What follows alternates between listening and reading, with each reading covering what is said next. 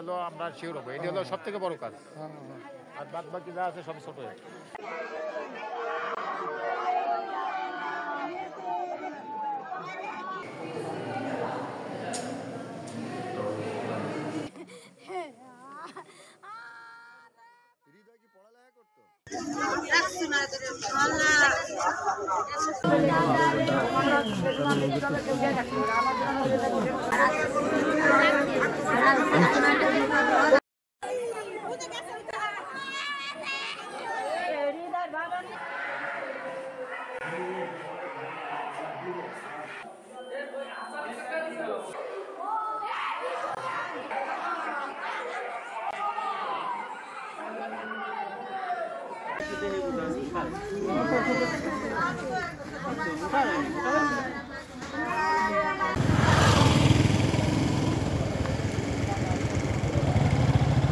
জানি আজ সকাল 5:30টার দিকে আমাদের এই ছোটো ভাই ব্রাদার ওরা রস খাওয়ার উদ্দেশ্যে কালীনগর মানে যেতে চাইছিল।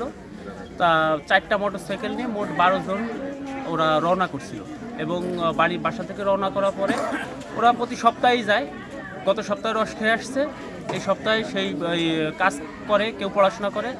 এই কারণে আর কি আপনার শুক্রবারে বন্ধ থাকে। শুক্রবারে বন্ধ থাকার কারণে ওরা এই শুক্রবারে আর কি আবার প্ল্যান করছে যে ওরা রস খাইতে যাবে। সকালবেলা হলো আমাদের আগে থেকেই প্ল্যান ছিল, 1 সপ্তাহ আগে, যে রস খাইতে যাবো শুক্রবারে সবার অফিস বন্ধ, দোকান বন্ধ। তো আমি ছিলাম হলো অফিসে ডিউটিতে, মানে রাত্রে অফিসে ঘুমাইছিলাম। তো এরা বাসা থেকে বেরোয় 5টার দিকে আমার ফোন করছে যে আমরা সবাই পাম্পে চলে আইছি, তুমি আসো। তো আমি পাম্পে আইসি, আসার পরে সবাই তেল গাড়িতে বইরে আমরা রওনা দিছি। আপনার এই সাম্পান ওইখান দিয়ে হলো জয়নগরের ভিতর দিয়ে হলো যাবো হলো কালীনগর রস খাইতে।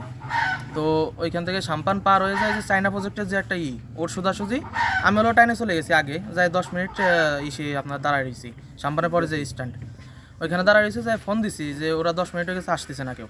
এরপরে 2খান গাড়ি নিয়ে আইসে, যে বলে যে দাদা ওরা অ্যাক্সিডেন্ট করছে। তারপরে যাই দেখি যে একজনের পাও নাই, কেটে পড়ে গেছে, আর একজন রাস্তার উপর দীপু, আর একজনরে আধা ঘন্টা ধরে খুঁজছি, পাইনি। পরে যাই দেখি যে এক মাঠের পাশে বং জঙ্গলের মধ্যে পড়ে রয়েছে।